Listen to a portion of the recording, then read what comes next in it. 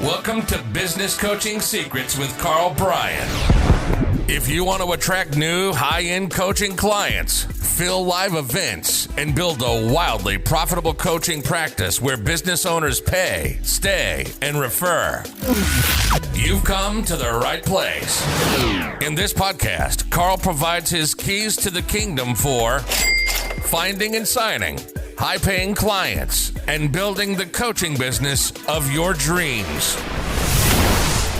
Here we go. Ladies and gentlemen, boys and girls, coaches around the world. It's the Road Dog with none other than the man, the myth, the dolphin riding legend, Karl Bryan, with his golden locks in the wind. Shoots. How are you? It's funny you ask. I was riding a dolphin this morning. Damn. Not, See, but sounds cool.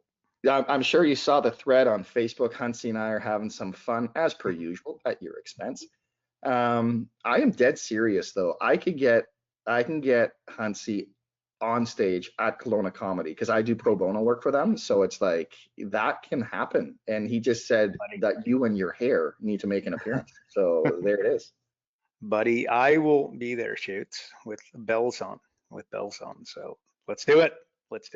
The problem is his entire act will just be making fun of us. Like that is going to be the problem with that act. Yeah. So maybe I'll stay home. Maybe, right? Maybe. Hey, listen, before we get started, I just no, I'm gonna save this question. I got so many questions, dude. It's mind-bending, actually. But let's get into it because this is so interesting. DMs, okay. This is just direct messages. You hear a lot of people now talking about close your sales by DM and blah, blah, blah. Like, obviously, there's a right and a wrong way. So someone was asking, hey, how do I send a successful DM? Now, the problem that I have with this is it wasn't specific enough in terms of, are you like at what stage it's at? Like, is this an introductory DM? Can you walk me through your framework when it comes to direct messaging people? Yeah. Okay. I don't have a framework, but I would go to a little bit of look, I've received literally countless numbers and always, pitch. So if I were to reverse engineer in between my own ears, I would just tell you something that's short and simple. Anything that's long, I'm just not, not going to get to it, not happening. And there's people a million times more important and more exciting than me to speak to. So I would imagine they'd be a little bit the same where, you want to be short, you want to be simple, you want to be concise. Affinity is definitely a hack. I mean, it comes back to marketing, right? The conversation inside their head. And not that I think you're entering that, but affinity, like, my big brother committed suicide when I was 16 years old, right? Talked about that a zillion times. It's there. If you had a brother who had also passed away, that would be affinity on steroids, get my attention. In fact, I can tell you my wife, so her sister also committed suicide. So I still remember the moment my wife said that to me and like my jaw dropped, because you can imagine that's a very uncomfortable, difficult thing to be able to speak to somebody that's kind of been through it. Was insanely unique. And yeah, just the connection you could imagine, right? So are you going to get that level? No, but is that realistic also? Probably hard no. But like, what about if we both lived in the Caribbean? What about you used to live in Kelowna and I now live in Kelowna? Oh, you grew up in a small town. I live in a small town. You live in the Caribbean. I grew up in the Caribbean and no longer there. You live in the Caribbean. I've been in Jamaica. It was my favorite holiday of all time, right? That's not on, Like you can see how that's not going to be on the level of, hey, you live in the Caribbean and I live in the Caribbean, or we both went to the same high school. Anyway, so affinity, what I'm trying to say there is short, sharp, concise, try to be relatable. I'd also say this, look, be persistent. What do most people do? Oh, they just don't care. Oh, they think I'm a lightweight. Oh, they went to my profile and they don't like it. Oh, they've heard things about, whatever it is. we have a mutual friend and that person doesn't like me, or some story inside your head, which I would be amazed is if that was actually the case. It's just, this is a busy individual and they just didn't get to it. And if you're persistent, I think that somebody who is busy receiving a lot of these types of things, the persistence will show. The persistence is your that shows your level of self-confidence, right? Your belief in what you're doing. So be persistent. Also be interesting. The coolest people are cool because they've done tons of cool stuff, right? So translation, do cool stuff. And then if you're going to be putting posts on Facebook, look, if you're at like a massive party, if you meet like a celebrity, if you do something, what would be, quote unquote cool, boat day, yacht day, hanging out on sea-doos with your buds, go motorbike riding, you can still do BMX tricks, tricks on a BMX bike that others can't. I don't know, that kind of thing. I think that you'll find that somebody goes to your profile, maybe that's, what I mean? You'd be a little bit more interesting. The coolest people are cool because they do cool stuff. Then they also advertise that stuff. I would also put a little star beside that, be a little bit careful not to overdo it, because I think then it comes across the other side. And also be interested. I think that's a little bit what I said a minute ago, taking the time to go through the profile, and being able to see that, oh, this guy's got 3 kids, this guy lives in XYZ city, this guy grew up in XYZ city, this guy went to certain high school, and you can find all that stuff. Really, like if you spend 5 minutes, you will be able to find enough information on somebody that you will be able to impress them and create something that's that's relatable. So be interested, and then be interested. It's listen to listen, don't listen to respond. That doesn't just go for verbal communication, that goes in all kinds of communication. So that's what I would say there, Shoots. And then you mentioned, I see a lot of people talking about, closing coaching clients in DMs, etc. I just tell you that before, you are not going to cold DM somebody and get them to buy coaching at 12, 24, 36 grand off of a DM. Okay, just to be clear, what you need to have is authority and influence over that individual. So the way that happens is you got one-to-one coaching, you got group coaching, and then you got one-to-one coaching. The mistake that people make is they do one-to-one coaching and then they say, Karl, I'm no longer doing one-to-one coaching, everything is in a group. Well, what you may or may not realize is the group, there's like a network effect that happens there, where there's a certain amount of people that they want your attention, they want your attention badly. So translation is that, let's say a $5,000 a month client, $60,000 a year coaching client, if ever that were to come through a DM, it would probably come through a dynamic of where you've got one-to-one, you've got group coaching, and then somebody pops out and says, look, I need your attention, I need your expertise, I need what we talked about in that call, etc. And then, DMing through that dynamic would turn into that high-end client. So I want to make sure you get this. You got one-to-one coaching, and then you got group coaching, and then you've got high-end one-to-one coaching. Your highest end one-to-one coaching clients will often be folks that popped out of a group coaching dynamic. So that's something I think you should be thinking about. And yeah, so there you go, Shoots. That's and there's a lot, and there's people significantly smarter than I that teach, selling in DMs and that sort of thing. And I would be very, very cautious of that, because I think it's one of those things that's incredibly sexy, incredibly attractive, and that a lot of people would want. But I think you'll also find that it's a pretty hard thing to pull off. So go at it with your eyes wide open. But the way that you would pull that off is a dynamic where you've got authority, you've got influence over the individual. So that's my answer, Shoots. What do you think? Keep it like Karl, short. That's boom. There it is. There it is, right, Shoots? There it is. Hey, by the way, the only thing I want to add to that is don't hide behind your DMs. Like, don't think that this is that's a big one, right? Like, well, I don't want to cold call, I don't want to do this, so all I'm going to do is DMs. No. Like, that's an addition. right? Yeah, just give me a break would be my, you're hiding behind the computer, staring at the phone and experiencing pain. Look, realistically, for those listening, you're going to go from DM to phone call. Okay. And whatever. So you want to go from that direct message to a phone call. But by the way, do they want a 1 hour call? Do they want a 30-minute call? Doesn't a 5-minute call sound way less intimidating than a 1 hour call? So guess what you do? You sell a 5-minute call, a 15-minute call. Just get on a call to, solve the, if you're DMing and then a problem comes up, say, hey, I'd love to solve that for you. I know a few tricks of the trade and a couple of hacks, impossible to be able to get down here. Let's jump on a quick 10 to 15-minute call and I'll explain, right? So you're going from DM to phone call. Don't as again, a framework. So there you go. That's the answer. But short, concise, affinity, some common sense stuff, to be honest with you. So that's my answer. Concise. There it is, just like you, buds. Hey, but I do want to say, when you say that, I love when people are like, oh, just schedule like a 45-minute. I'm not going to schedule a 45-minute call with you.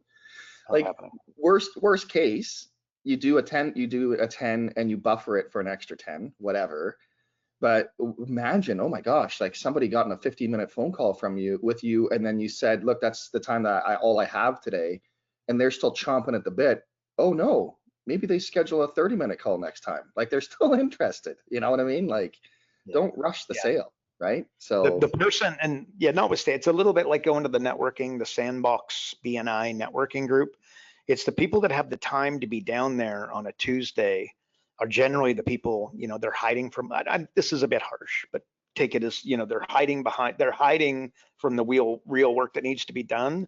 The individual that would take you up on a 45-minute call without authority and without influence possibly would fall into the category of the client that you don't actually want, right? So that said, and let me just tell you this, if you don't send the DM, you're guaranteed not to get a response, right? So the DMs, the personal messages, the texts, the phone calls, the knocks on the doors, the callbacks, you know what I mean? The actual getting in touch with people, nothing replaces that. It's a contact. Sales coaching is a contact sport. You gotta make contact. So and there you they go. say that sales happen between, it's in my Prezi, on the 8th to 12th contact on average or something like that. Is that right? Exactly.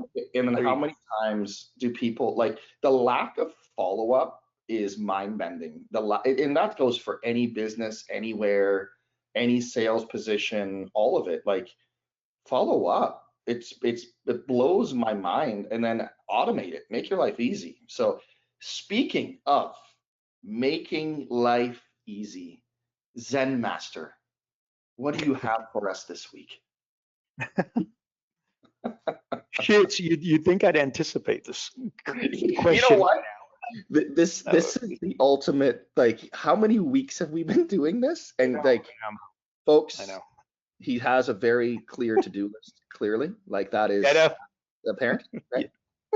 You heard it here first. There you go. That's it. Anyways. Okay. So look, Zen thought. Let me here's okay, this is nothing Zen about this, but like Harry Dent, right? And not to mention the Facebook guy saying that the stock market is going to lose 80% of its value, right?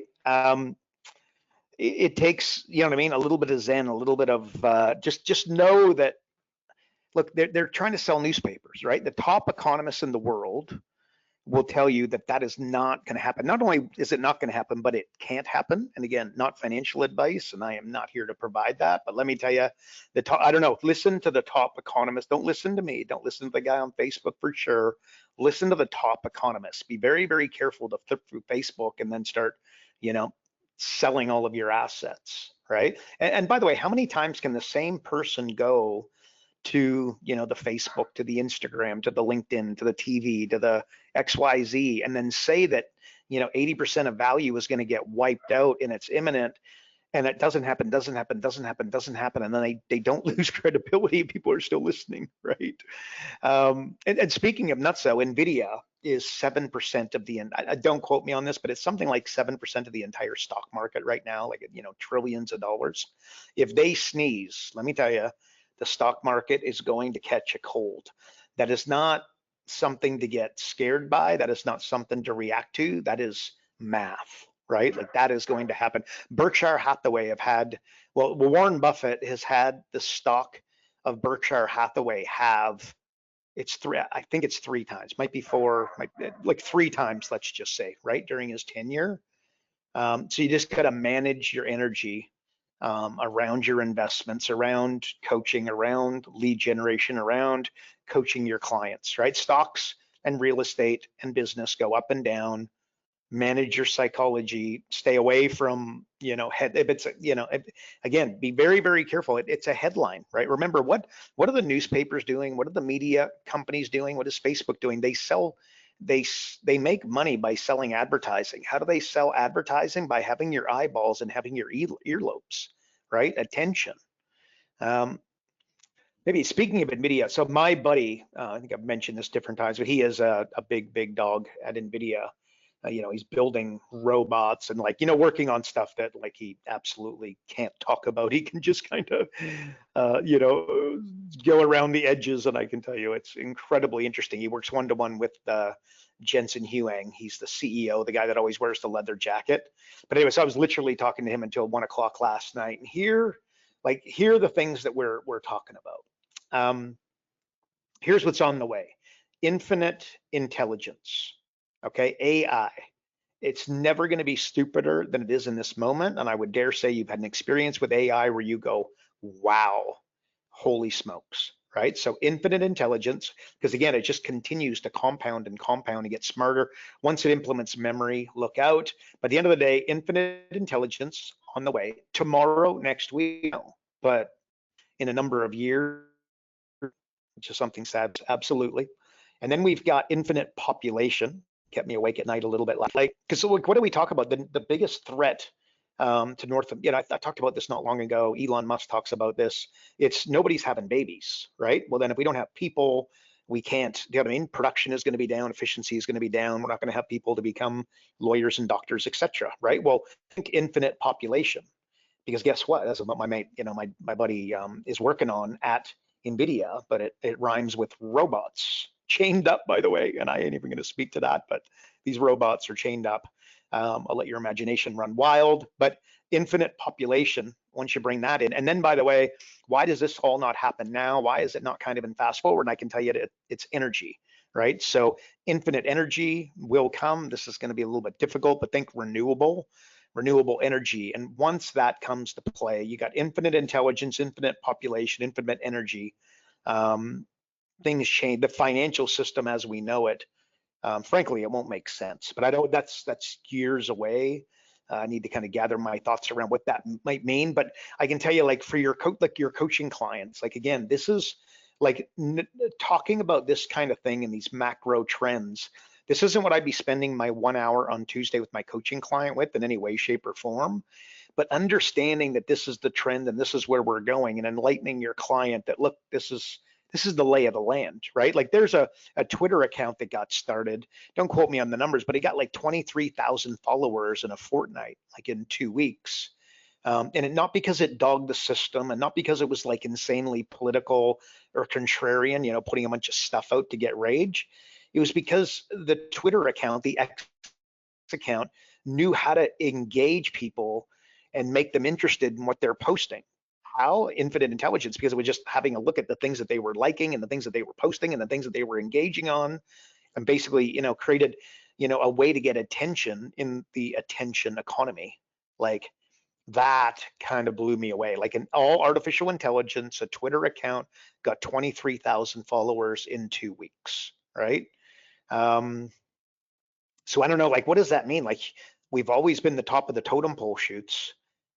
Is that going away with AI, right? And what the human, like, what your client's going to be doing and what you are going to be doing, Road Dog, and what I'm going to be doing is completely going to transform over the next 5 to 10 years.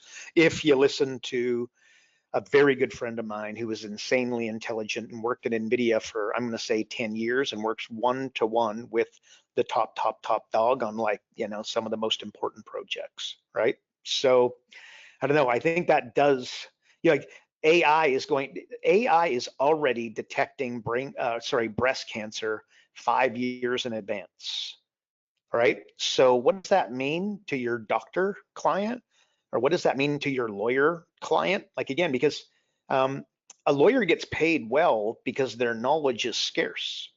Well, infinite intelligence tells me that that knowledge is not going to be scarce. Again, not today, not tomorrow, not next week, but that is going to be different. And does that mean that there's going to be no lawyers? No, it's not what I'm saying, right? But I will tell you that it'll be a 80-20 thing. Well, 20% will stand and do the X's and the O's, the complex stuff. And then 80% of what we do with lawyers will be handled to a large degree with AI and these models that are already being built with some constraints like energy, etc. Anyways, so if you've ever used AI and said, holy bloody smokes, it's never been, it's never going to be as dumb as it is right now in this moment. So remember, like, what you work on now, like, here's what, again, this is Warren Buffett 101. He would say that it's not how hard you row, it's the boat that you're in. Okay, what he meant by that, like what industry. So a buddy of his that he went to university, college with, he went into one industry and Warren Buffett went into another. And Warren Buffett has gone on to worth, hundreds of billions of dollars. The other guy, not so much. And he said, it's not that he's smarter. It's not that he's better looking. It's not that he's anything. It's that he was in a better boat, right? So what like what you're working on is more important than how many things you're working on. Or if you're looking at your to-do, maybe again, directly to your client, might be going a little bit high level here. But if you've got a list of 10 things to do, the thing that you do first will be more important than the number of things you get done off your to-do list, right? So what are you prioritizing? And the bottom line is, I just kind of started with Harry Dent there. The economic system, as I see it, this is my opinion. This is not somebody else's opinion. But that said, I listened to some of the top economists in the world and people that, again, out on Facebook, trying to get everybody excited. They wouldn't even have Facebook accounts, I would imagine. So I just believe the economic system is changing today, tomorrow, next week, next year. No, but over a 5-10 year time horizon, yes. Do I think that you should know that so that you manage your psychology and, again, your investments? Do your clients talk to you about it? What's your job as a business coach is to help your client become two things: old and rich. Right, that's higher level thought, right? There's some tactical things that need to happen, but old and rich, two things that very seldom come together. I'd be working on, I don't know, I'd be thinking about these things without getting lost in the weeds, because you got to stay on task, right? So not very zen shoots, not very zen, but kind of interesting stuff. I literally stayed up till wee hours of the night talking to my bud, and that's what we're talking about. Maybe look, Zen,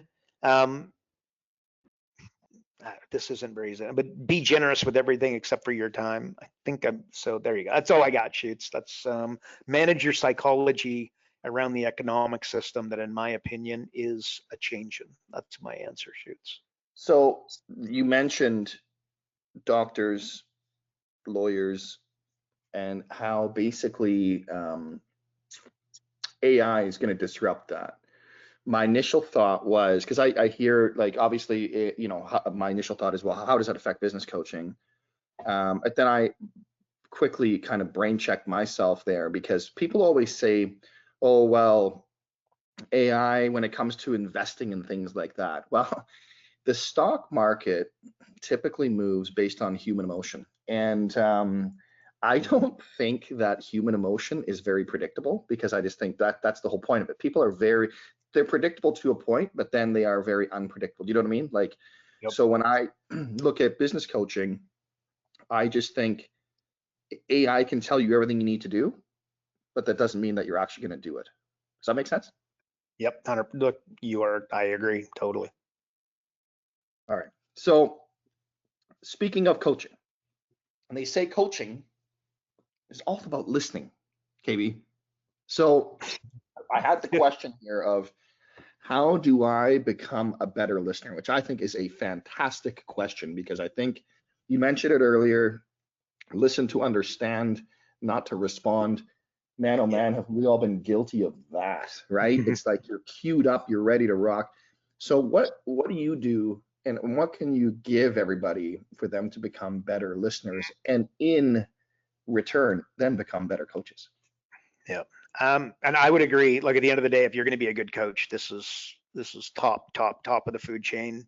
But people get that and they understand that. The problem is I don't know that they follow through on that, right? Eye contact while you're speaking, I assume you're face to face, right?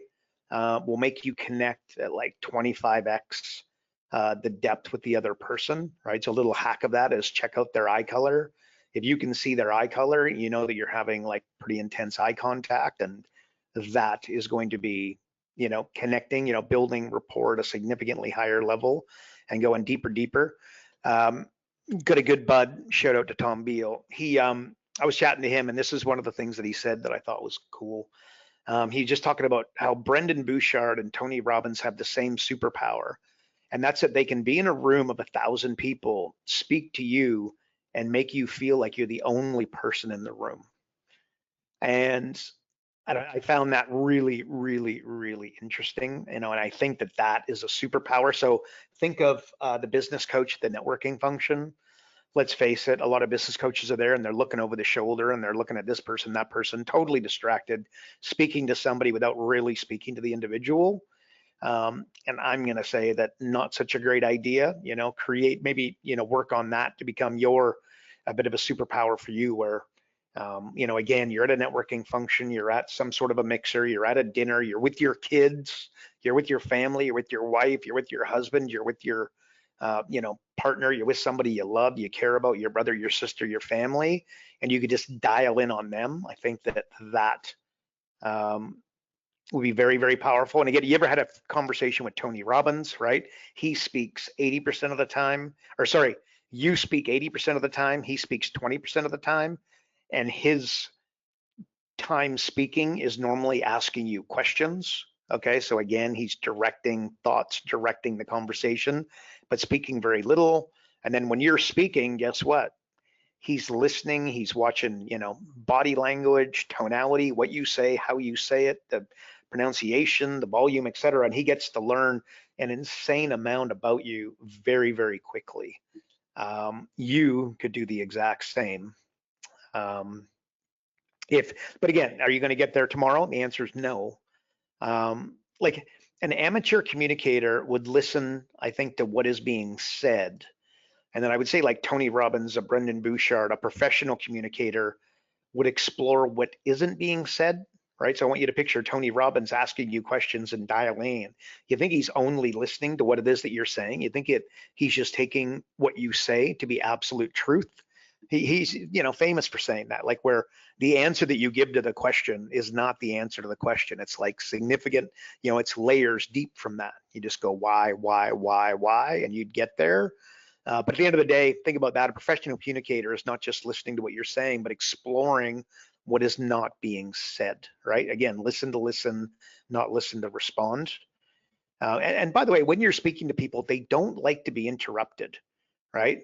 So, like no doubt you've been in that situation. I've been guilty of it, time, what I mean? Countless times, right? Too much speaking, not enough listening, but they don't want to be interrupted. So if the greatest sales tool in the world is rapport, and it probably is, silence is powerful, but rapport is just next. If you have rapport with somebody, basically the person that believes at the highest level will normally walk away with having influenced the other individual, right? So interrupting people would be a break in rapport, and that's the exact opposite of what you want when you want to influence somebody. And think of, as I say that, I want you to think of your kids, I want you to think of your other half, and then I want you to think of your coaching clients, right? So like the greatest respect I think that you could probably provide somebody is to genuinely listen to what someone is saying. And I'm sure there'd be a mental model of some description there, but just slow down and learn, right? But like here's something, and don't quote me on these numbers, right? But like your talking speed is like I'm going to say 125 words per minute. It's over 100, but let's just say talking speed, 125 words a minute. Your listening speed is like it's 400 words a minute, significantly greater. And then your thinking speed is 900 words a minute, right? So talk at 125, let's say, listening at 400, and then thinking at 900. Do you see how that might be a little bit of a problem, right? Where, you're listening 4 times faster than they can speak, and then thinking significantly faster than that, right? So listening, I guess, is therefore a skill that has to be developed and will not come naturally to the average bear, possibly to nobody, but certainly to the average bear. So again, slow down and listen, knowing your mind wants to go faster and move ahead of them. You ever been to in fact, I critiqued one of our guys doing local live events, and he's got a PowerPoint presentation. Then he pulled up he clicked on a slide, and like 5 bullet points popped up at once. And I said, are these individual items? And he said, yes. I said, okay, so the reason you've set it up this way is so that you don't have to do a bunch of clicks, because it's easier for you just to do one. And he said, yeah. And I said, look, here's the problem.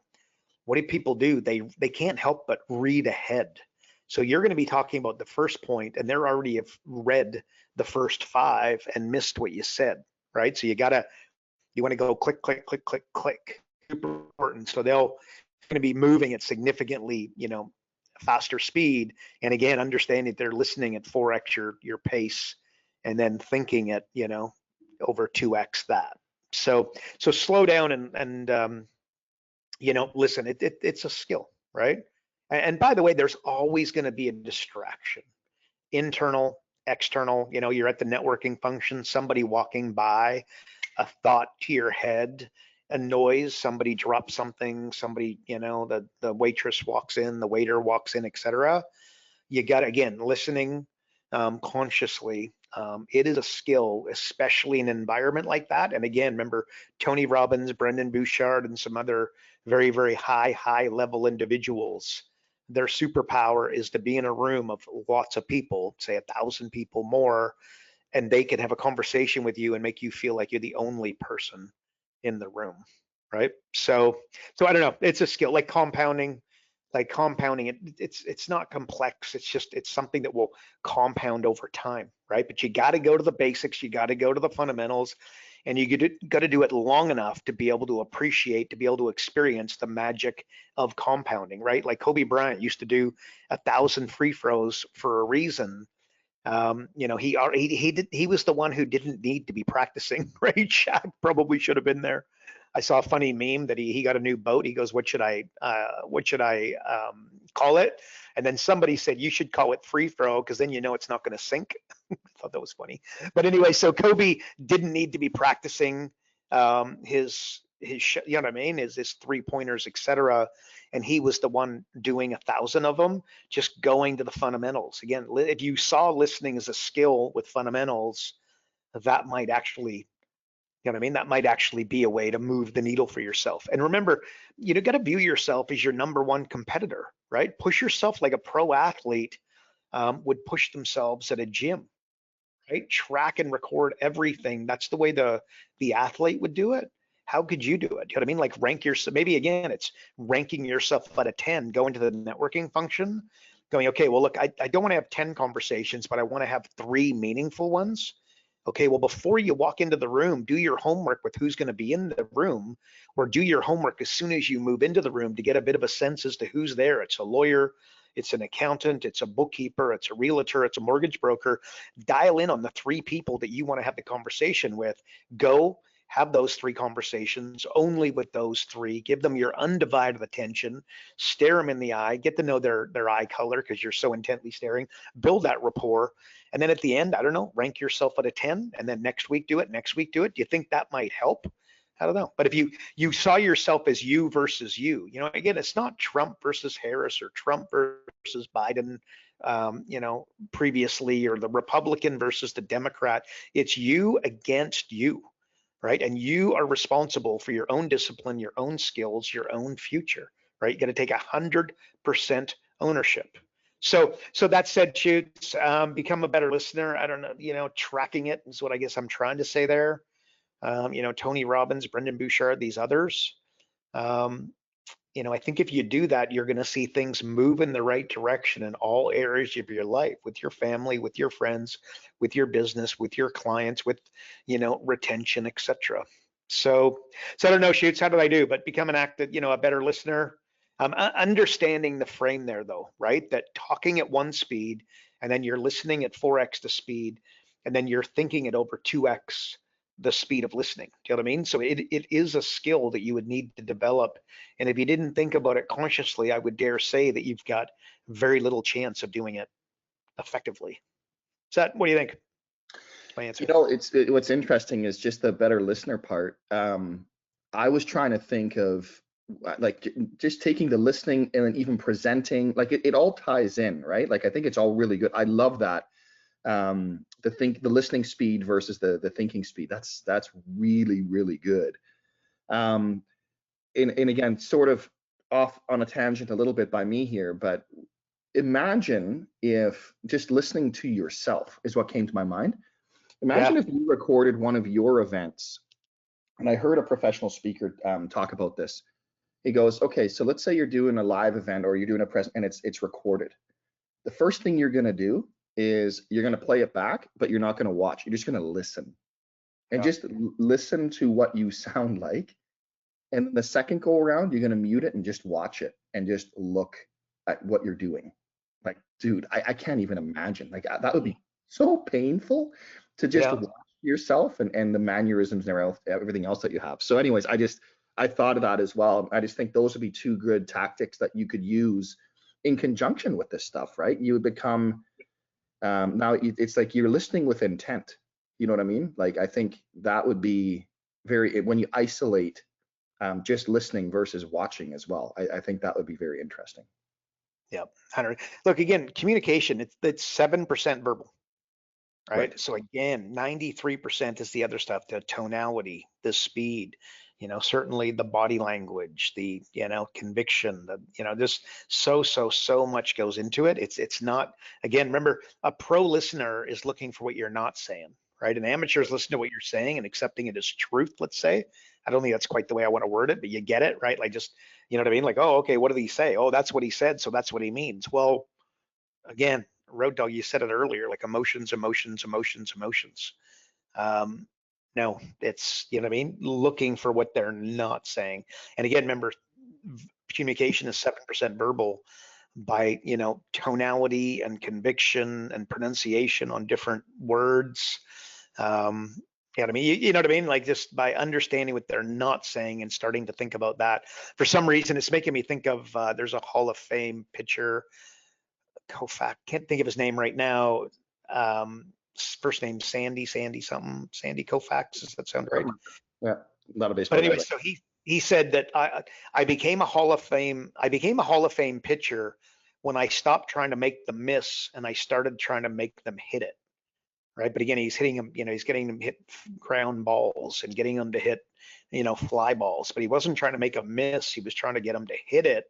But hitting it so that basically they get thrown at it first. That was interesting. So there you go, Shoots. There you go. Love it. Yeah, communication, man. It's it is a skill and a half when you have it, because we can all get excited when we're doing a presentation because we have so much to share that it just becomes this verbal diarrhea where it's just like you're just nonstop, instead of going, okay, if I took out 3 things and just focused on the other 3 as an example and slowed it down and take the intentional pause to let them process, right? Things like that. I think that there's, man, we got to put on a masterclass on communication, Shoots. I think that would be very, very good. Hey, listen, let's tie this. Let's tie this up and put a bow on it and a cherry on top and all that wonderful stuff. Give us the one thing, the famous KB one thing that somebody can take from today's episode and implement straight into their coaching practice. I think we talked. Look, build if 2 people have rapport, the person with the most conviction and most belief will influence the other person, right? So translation, building, if you have a lot of conviction in what you got, you get good at building rapport. And a really, really good way of doing that is what we talked about at the beginning, but like, like affinity, like, oh, You've got 3 kids. I've got 3 kids. Your wife is from small town. My wife is from a small town. Do you know what I mean? Like I'm extending there, right? Like hopefully it's something really, really tight. Like, oh, you live in this city. I've lived in this city for X amount of time. You live in this city. I used to live in that city. You live in that city. I used to live in a city that just borders it.